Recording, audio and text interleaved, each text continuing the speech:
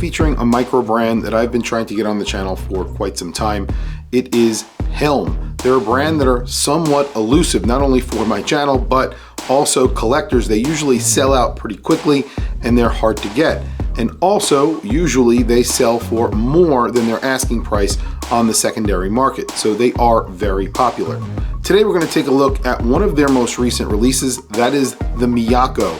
It's a departure from what they normally do. It's more of a vintage inspired diver, and we're going to be giving it away here on my channel. So definitely subscribe if you have not.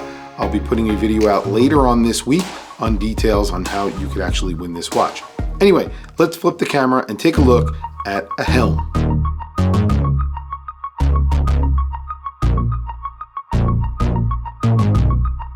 So I've really wanted to have a HELM here on my channel, and finally I have one to show you guys. This was lent into the channel by Jay over at the Watch Mission. Check out his channel. I will put a link down in the description.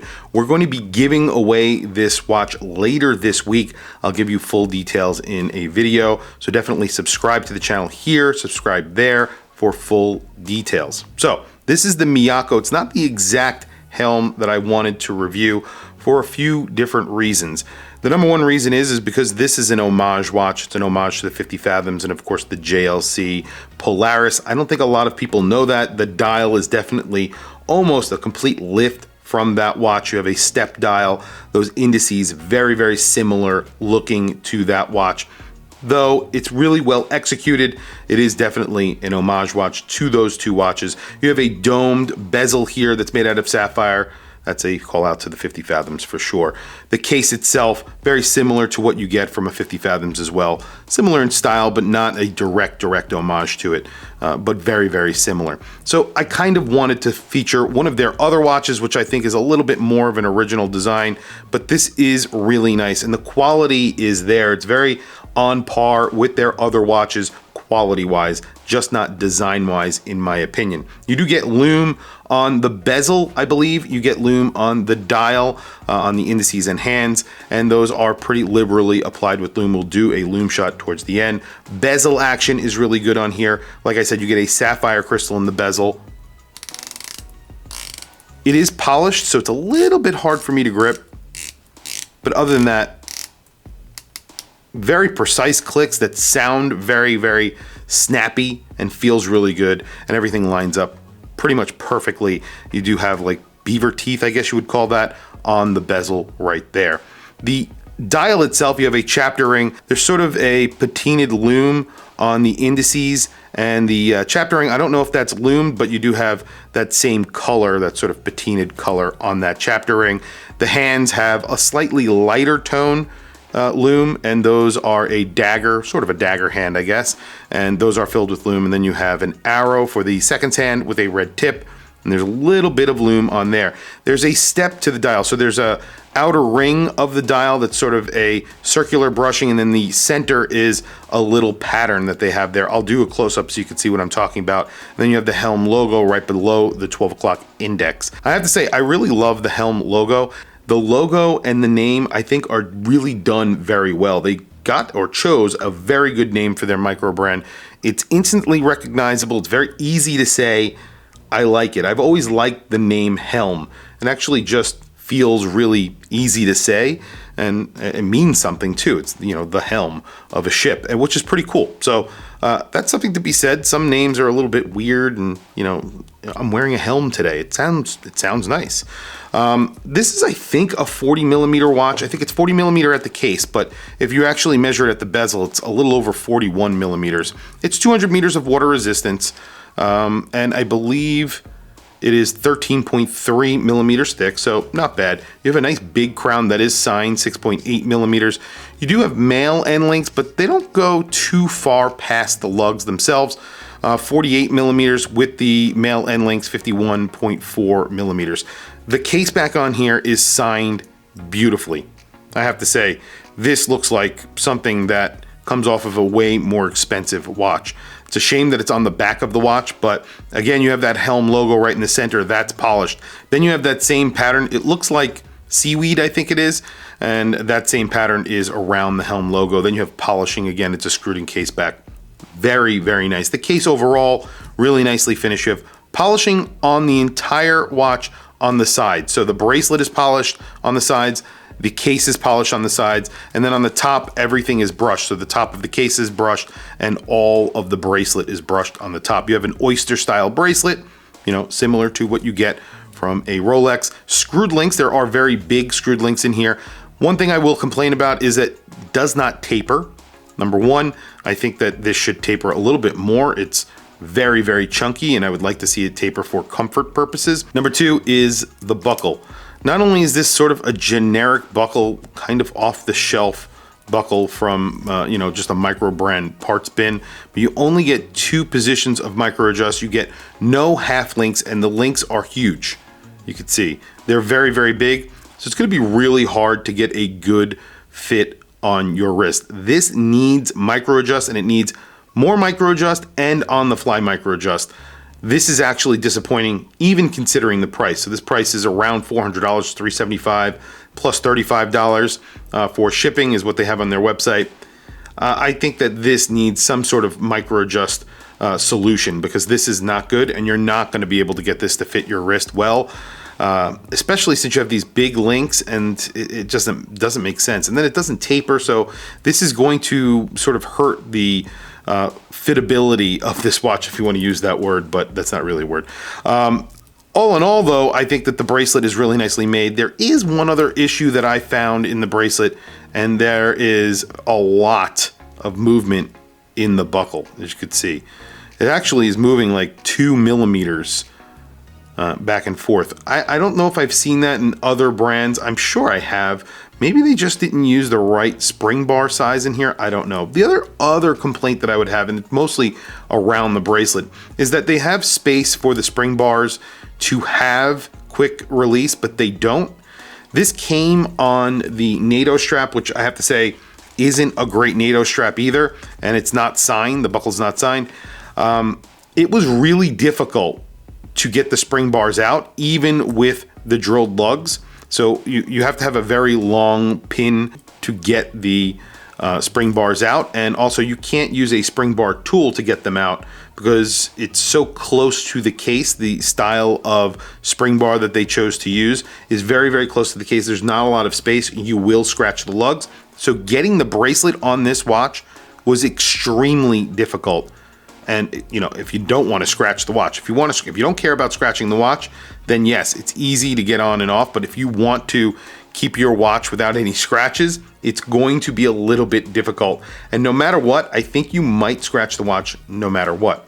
So that's something to definitely keep in mind. If you are not that good at changing straps and bracelets, it's going to be harder. It's easier on a strap, a lot more difficult with the bracelet. So if you're going to put it on the bracelet, just leave it there. And don't switch to the NATO. The NATO isn't that great anyway. I gotta be honest with you. It's just gray NATO, kind of off the shelf, $14 NATO that you can get anywhere. The date here, also a little weird.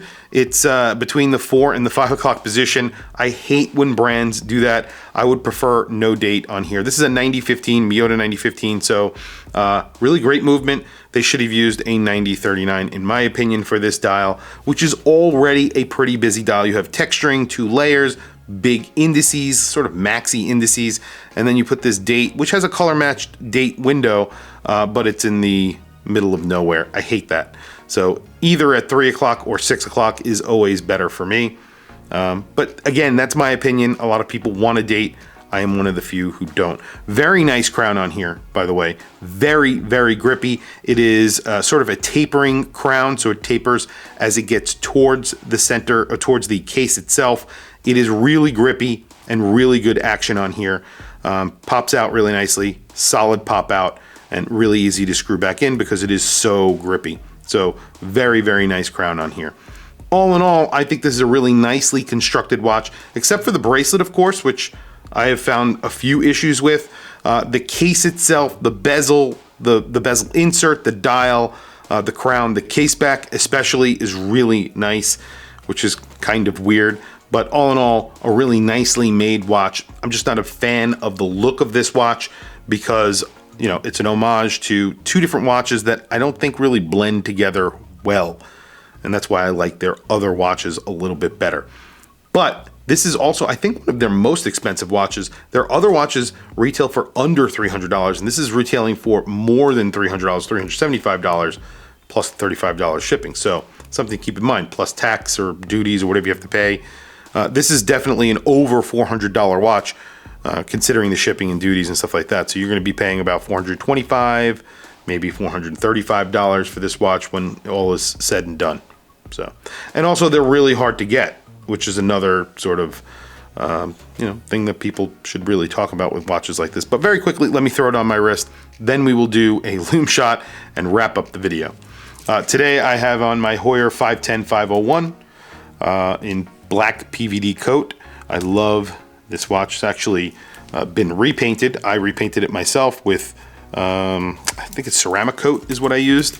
And I just baked the bracelet. I actually did the bracelet over, but I did it so that it looked like it was still patinaed.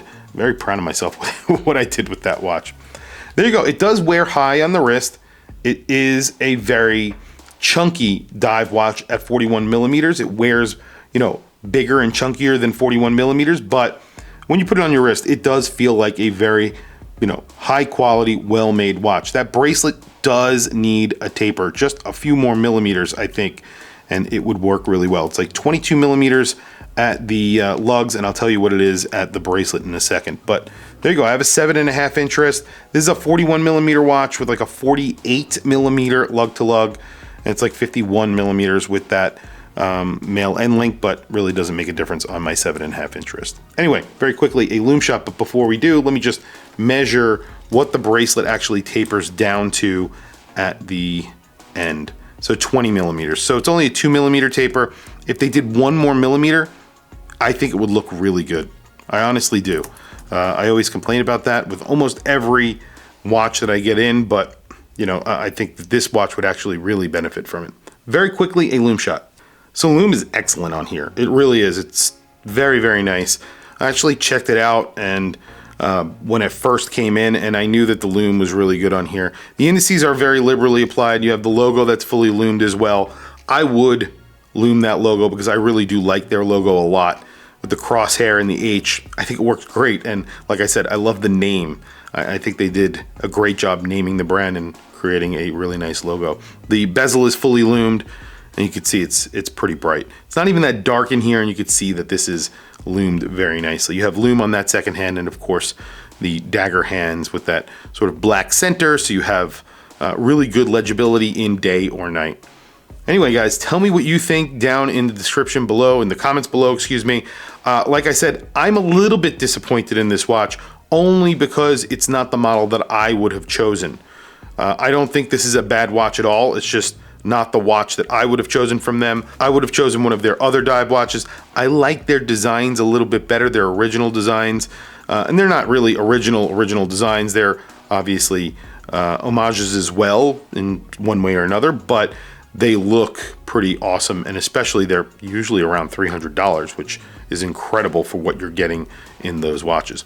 This is a very nice watch, but like I said, just not my cup of tea. Tell me what you guys think down in the comments below. I want to hear from you guys. What do you think of HELM?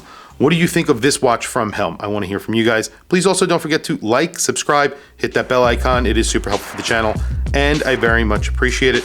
Don't forget to subscribe here, and the Watch Mission will be giving away this watch in a later video this week, so stay tuned. Anyway, guys, I'll catch you in the next video. Have a good day.